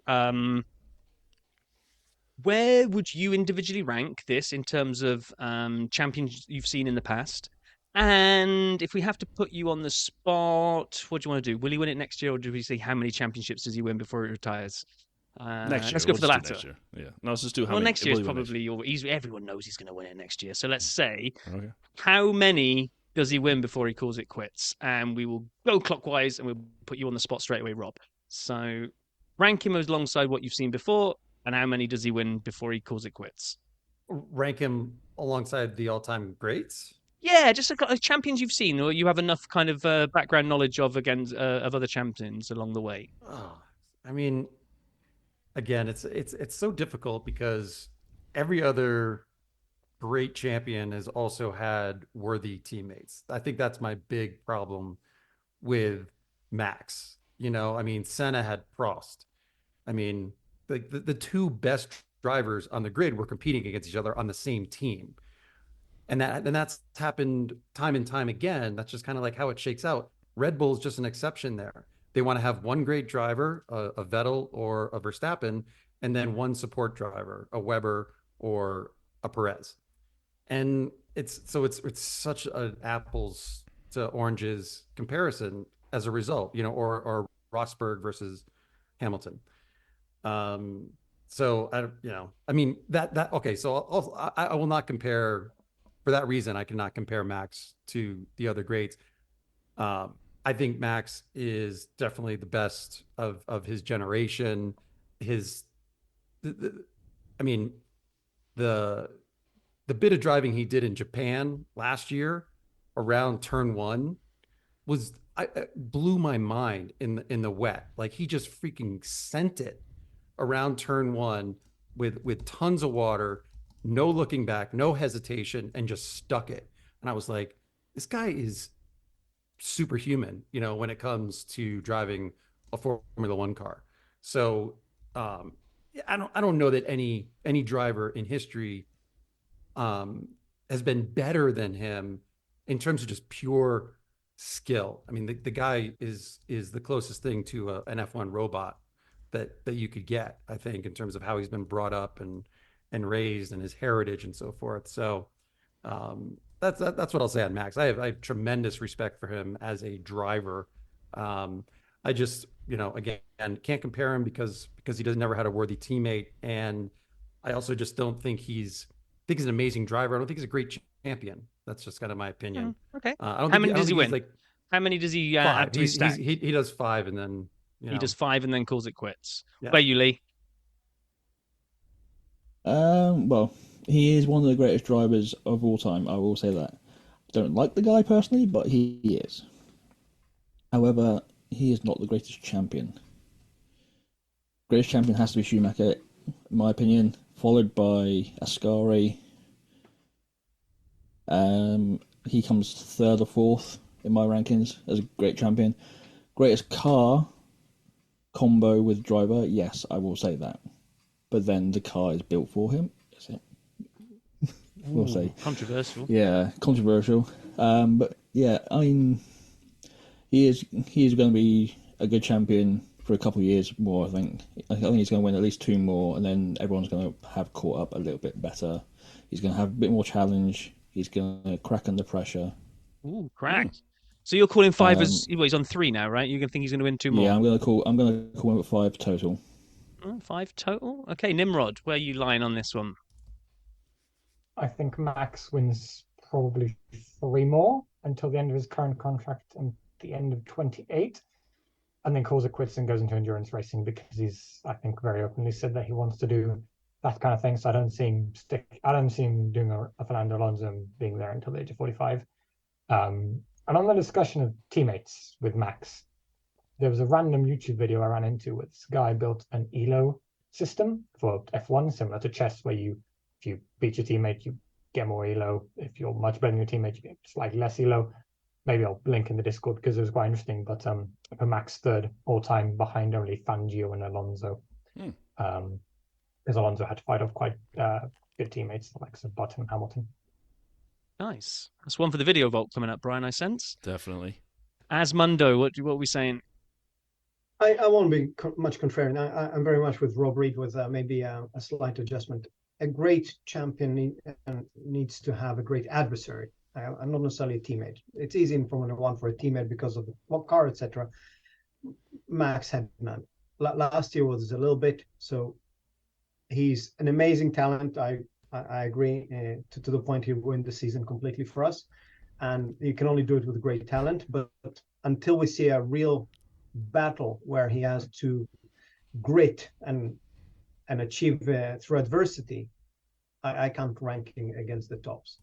How many he does? As many until he gets bored, and I think that's a factor. If he gets bored next year, he'll quit next year. I don't think he's got the passion. Next year, you don't even you think there's a chance he doesn't even see the new regs in? No. I said if he gets bored, and I think he might get bored. That's the thing. If he doesn't get a competition, he might get bored. If he gets competition, gets to win, I think it gives him more longevity, and then he can win 7, right? And then he goes for the biggest numbers because he can. He's got the talent, I think.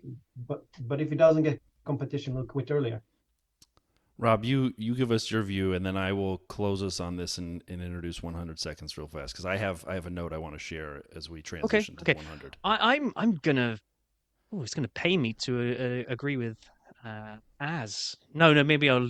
Who else talked about adversaries? Maybe I can find somebody else to agree with apart from Az. But anybody ever seen the film Megamind? Raise your hand on the Discord if you see Megamind. Okay, Megamind's sole plan is to defeat. I can't even remember what his name is. He's the ripoff of Superman, right? He just exists to beat Superman, and when he finally does, he doesn't have a reason for being anymore. He doesn't have an adversary to go up against, so he ends up creating his own superhero that he can then try to fight against. And I think you're right. I think Max is absolutely brilliant, and Adrian Newey is an absolute brilliant car designer, and the two of them together, perfect blend of man and machine. And I don't know that we will ever see a car and a driver dominate a season like we saw this. I don't think they will repeat it next year. I think there will be a few extra winners. I think Red will probably dominate still, but it might not just be a one-off Singapore. There might be a couple of others thrown in there as well.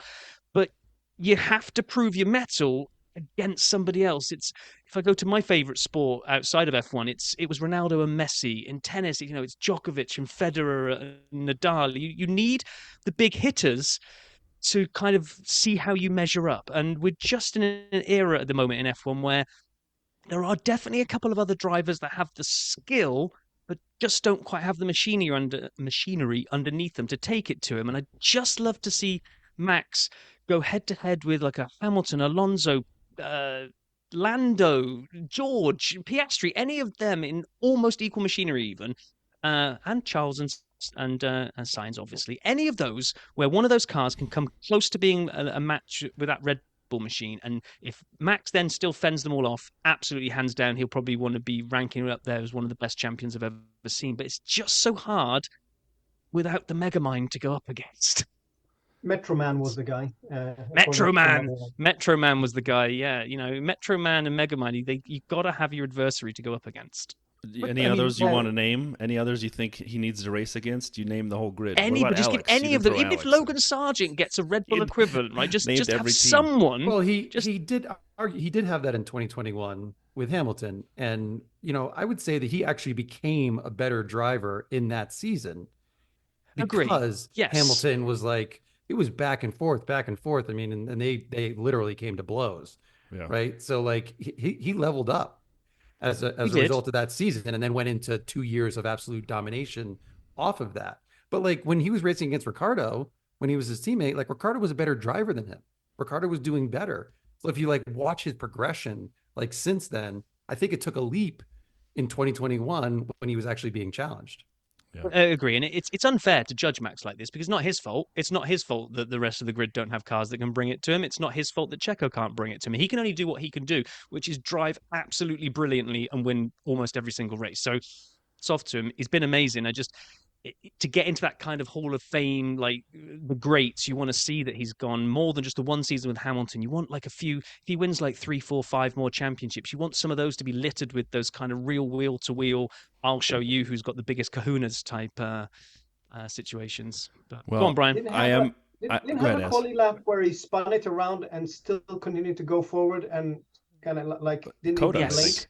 Wasn't it Coda? If I remember right, in the S's. The skill is amazing, right? Yeah. There's no way to doubt that. Yeah, I know he did that in Turkey a couple of years ago as well. Yeah, I just watched that where he was right behind Perez in the racing point, I think, and he was trying to maybe I'm wrong, but I know exactly what you're talking about. And Lee, thank you for bringing up Ascari. I think we're going to look at a list of champions, and I'm not going to give a number on total championships, but I think we're going to see the Ascaris, the Prosts, and the Fangios in a grouping. We're going to have Max and Lewis in a grouping. I put Senna and Schumacher personally in a grouping, and then I have Fernando Alonso above that because I love him so dearly. What an idiot!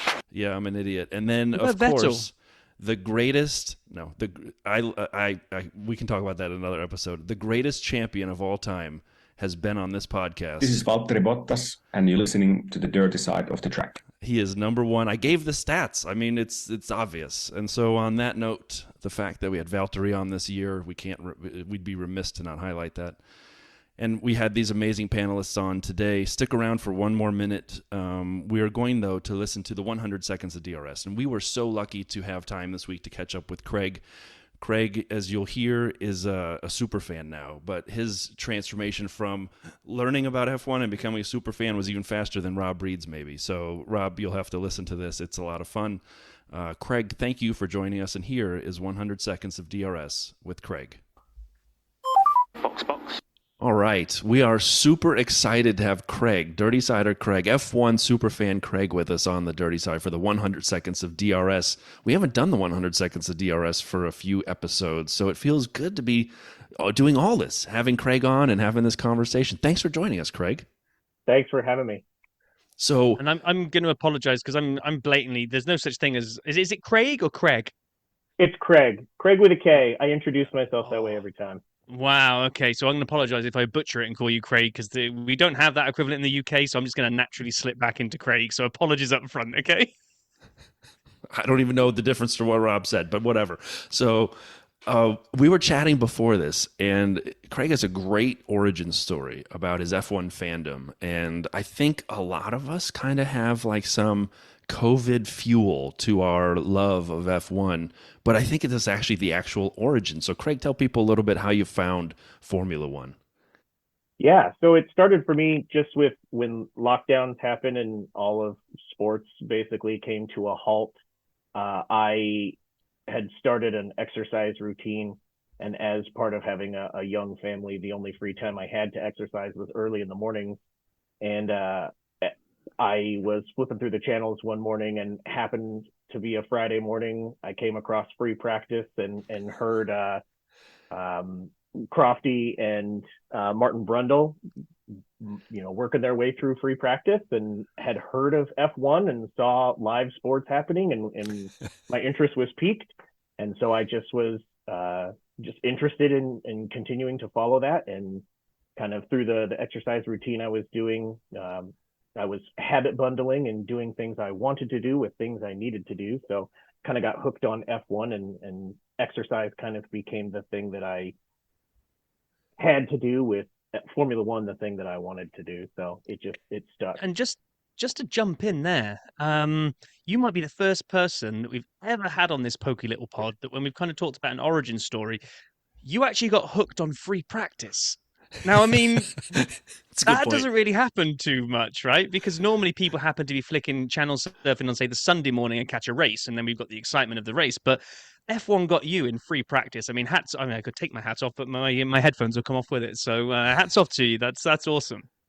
Yeah, no, it's just it was live sports. I was kind of starved for something to be happening on TV that I could watch. And it just happened to be the first thing that I could find. And so it really did grab my attention, and I was hooked. But although if you're a Nebraska football fan, you haven't seen a lot of live stuff happening on TV in years anyway. Hi-yo! Definitely not worth watching, that's for sure. So then, you start in COVID and you see this and you kind of keep this idea going of watching in the mornings. And it sounds like it was great for you, as I've often talked about. The timing of the European races on a Sunday is fantastic. It really did, yeah. Having a young family, my kids would sleep in just long enough so that I could at least start the race early in the mornings, and then sometimes they'd wake up in the middle of the race. Usually I'd let my wife sleep in, I'd get my girls up, and I'd take care of them while I was watching the race. And usually the race would be over by the time my wife would get out of bed, and then we could kind of go on with our day. And then you're done watching your sporting event 9 o'clock Sunday morning, and that's amazing. Go about the rest of your day. So yeah, that's amazing. And then how did you become like an even more super fan of F1, from there? Like, is there a team or a driver or an aspect that got you hooked, or was it just, as Rob said, Free Practice one and away we go? So it really, from that first Free Practice, then after that, I started watching the Drive to Survive series. And then when I had caught all the way up on Drive to Survive, so that was 2021 or 2020 that I started watching, I then started listening to a bunch of podcasts. And I think currently I listen to about 15 or 16 different F1 podcasts. Wow. I listen to all of them on about, usually on 2x speed. So you guys sound like you're on barbiturates right now because you're talking so slowly. But yeah, so no, like I consume so much information about the race, and I got really into the technical aspects of it, into the like strategy aspects of it. So there's just so much about F1 for every type of person, whether you just want to watch for the wives and girlfriends part, whether you just want to watch for the drama of who's going to crash into who, whether you want to watch for the technical stuff for like your engineers who are into aero design and brakes and tires and all that kind of stuff. There's a little bit of something for everyone.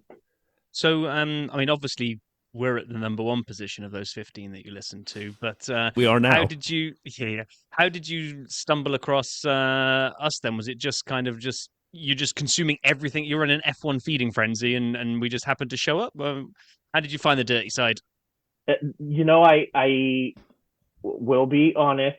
I was kind of just subscribing to pretty much. I was searching Apple Podcasts for pretty much everything F1, and was just like giving everything a try. But you guys I like the way you guys bicker. You guys remind me of me and my brother and the way we fight.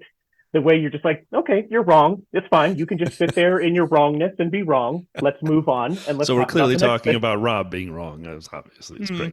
Sure. Yeah, see that dismissive sure. That means we all know totally. Brian's wrong. But anyway, I've found a new co-host here. You can leave it now if you want, Brian. That sounds good. So I do want to highlight one thing that's very important. Kraig is currently wearing a Dirty Side t-shirt. So I think that is tremendous. But speaking of gear, and I'm going to try to get to 2X for this. Kraig grew up in a place called Greeley. Greeley has a place called Hatworks. Hatworks is Greeley. Hatworks is a big famous place that Paul went to, and Piddly Paul wore a Greeley hat. So I don't know if that made any. That's going to be worse on 2X. I can't wait till he listens to it when he's exercising. That goes to 4X. So Piddly Paul, when he was on recently before Vegas, had his hat from Greeley, Colorado. Correct. Greeley, Colorado. Greeley Hatworks. It turns out Kraig grew up there and knows a lot about Greeley, obviously, and Hatworks. And I'm like, wow, what are the odds? So would you mind sharing a little bit of your Greeley story, but also the Hatworks piece? Because I just think Paul touched on it briefly, but maybe not. Maybe he didn't know the special place that Hatworks holds. Yeah, so the Greeley Hatworks is a company that's been operating in Greeley for off and on for about 120 years. And they specialize in all kinds of hats, but particularly your traditional cowboy hat. And as Paul was describing, they make the hats for the characters in Yellowstone. That's kind of their newest claim to fame. I was explaining to Brian earlier that they have made custom made hats for about 24 A-listers, everyone from George W. Bush at his second inauguration in 2004. Wow. They've done for Peyton Manning, Aaron Rodgers, Miranda Lambert. I think Jimmy Fallon got one. Wow. Lady Gaga. They have done for like several organizations as well. They've done like custom, what was it? Like a beaver pelt hats. Huh. So they do like all of these really cool things, and they've really become like a ingrained in part of like the community of Greeley. Yeah. And one of the things that they do every year is they participate in the Greeley Independence Stampede, the world's largest 4th of July rodeo and celebration. Wow. Which is like a 2-week rodeo and celebration thing they do around the 4th of July in Greeley. And they have like a booth out at the fair, and they sell thousands and thousands of cowboy hats out there every year. So it's a big, big deal in Greeley. So when I heard Paul talking about this hat he bought in Greeley, just north of Denver, I was like, I know that place. I was like Will Ferrell in The Elf. I was like, I know that place. The Santa Claus, I know him. So, didn't he get a custom hat there as well? Was he saying that he got? Does he join the list of A-list celebrities? No, then Paul, we said Paul did. Yeah, that's what I just said. So Paul, he's on the A-list celebrity list then. So he's up there with the folk that was just named. So wow. Well, and now a dumb question, because I thought the hat was awesome. I don't have a cowboy hat. How much does a Greeley, and not a custom, but like if I walked in and picked one off the shelf that they made, are we talking $200 or $400 or like $50? I have no clue. They have a hat for every price range, from what I understand. If you Okay. go in for the hat fitting experience, that's going to run you some. Probably more money than I have. It's north of $1,000 from what I understand for the full fitting experience. But they definitely have a hat for every budget. So I think this is on my list. If you find yourself in Greeley, Colorado, make sure you stop down at the Greeley Hat Works. I am not a paid spokesperson. I just know of the Greeley Hat Works. Nice. Well, obviously, Greeley, the hats, your time in getting an F1, free practice one, the fact that you love Nebraska football, I'm very sorry. Obviously, the 100 seconds of DRS is a big thing. And I would say this, Kraig deserves a little shout out. Rob on this podcast said we are at 199 Instagram followers. We needed the 200th. And Kraig walked over immediately to his phone, bink, followed, and then saw the note about joining the 100 seconds of DRS, which I quite frankly think all Dirty Side listeners should do. So we can meet the Dirty Side communities. But thank you for doing this, Kraig. The 100 seconds is next. And I'm very sorry to tell you that I'm asking the questions. So if you think I'm slow now, just wait till the question portion starts.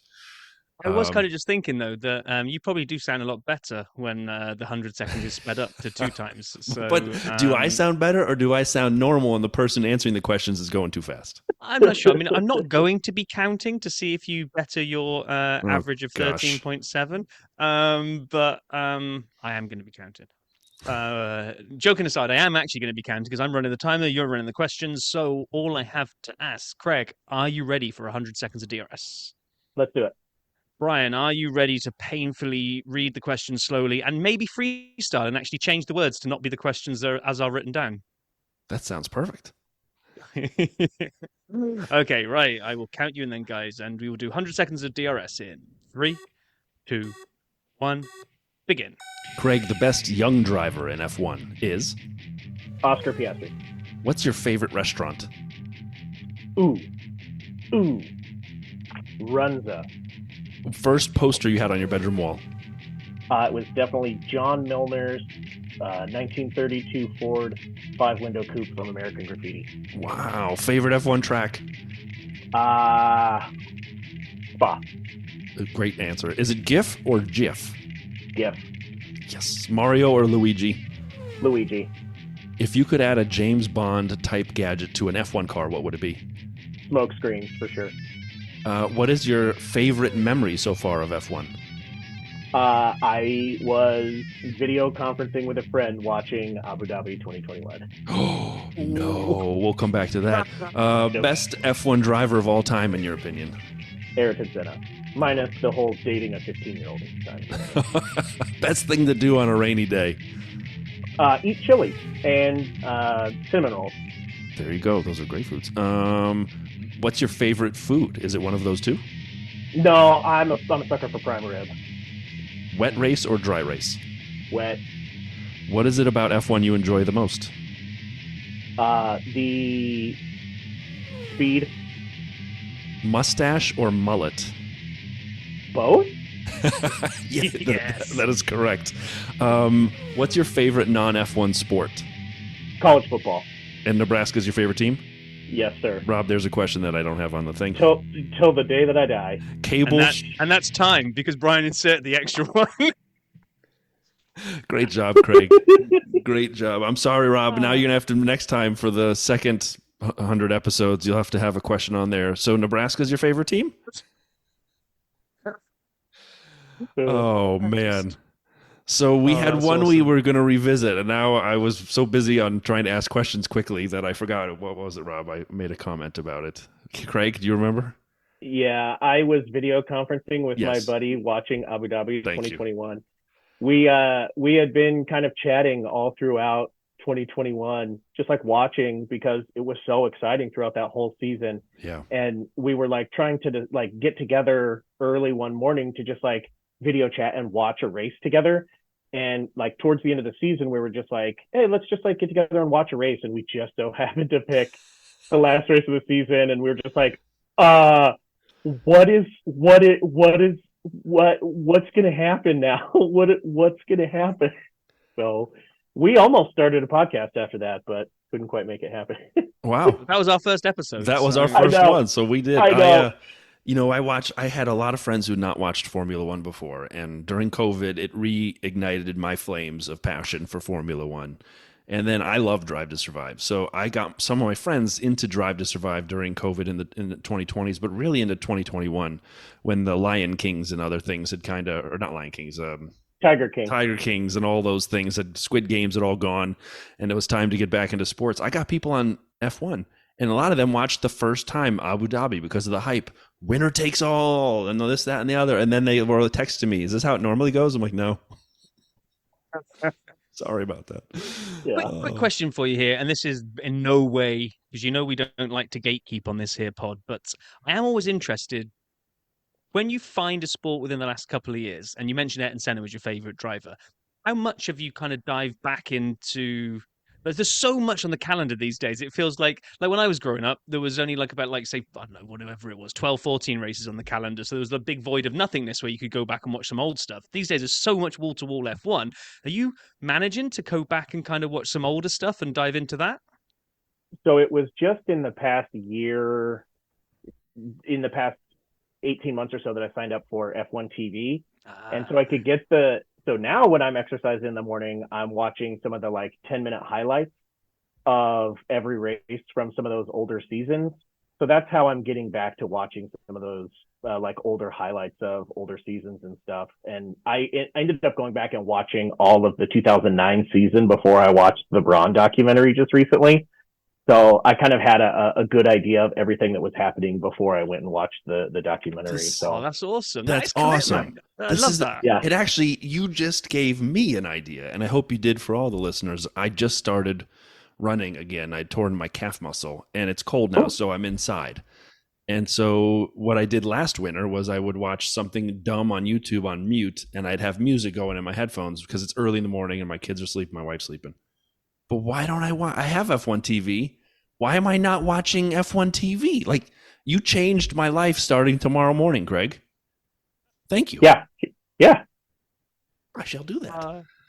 It's because I always wonder, because people come into sports at different points. We sometimes will make it, especially when Paul is on, because Paul's kind of been in the sport for so long, and some of the teams that he's worked with or talks about, I'm like, half of our demographic probably I've got no clue what Paul's talking about, and I kind of hope that develops an interest that people will go and like look back. I was so glad when they did that Braun documentary, because when we'd only just started the pod and we'd had Paul on, and we did a whole episode on the Braun season, and it's just such a cool story that deserves the movie as well now, not just the TV series. Yeah. It's the thing that has been kind of the most striking about going back and watching some of those older seasons is having gotten into F1 very recently is going back and watching these races and there's no halo. You're like, you kind of like, I knew what an F1 car looked like before the halo, but it looks strange sometimes seeing those older cars without a halo now. Like, and if you go back to the late 90s or early 2000s, don't they look so much smaller? They look tiny. They look like toy cars. I mean, some of them it feels like as well. The wheels, the tires are as large as the chassis itself. Like there's the same height, and then there's a wing, and it's like so different, and the sound as well. But anyway, so Kraig, you are an absolute prince. Thanks for coming on and doing this. It's been an absolute pleasure meeting you. And any other Dirty Siders like Kraig who want to do the 100 Seconds of DRS, give us a shout at dirtysideofthetrack@gmail.com, and we will set it up. Kraig, thank you so very much for doing this, man. Thanks for having me. Anybody who wants to do it, do it. Do it. Thank you. Box. Kraig, thanks so much. We appreciate you joining us. That was awesome. If anyone wants to do the 100 Seconds of DRS with us, please let us know either on Twitter or on Instagram, which is where I think you guys connected, or on email at dirtysideofthetrack@gmail.com. Yes, Rob Vale. A little teaser that we shared with Kraig after we finished recording is that there is going to be a slight revision to the format next season as well. So when we move into season 3 of the Dirty Side, 100 Seconds is getting a little bit of a shake-up. We're going to revamp it. We're going to introduce also a quiz element to folk that come on. So we're going to have like a listener section. We are going to start with the 100 Seconds of DRS with all new questions. Well, no, maybe not all new questions. There's some in there we can't get rid of. But some new. We're going to introduce with 100 Seconds of DRS. That'll give us something to talk to you folk about in terms of some of the answers that maybe you've given. And then at the end, there will be Who Wants to Be a Dirty Sider, which will be the biggest, best quiz in the world, and not ripped off from Millionaire at all in the slightest. Nope.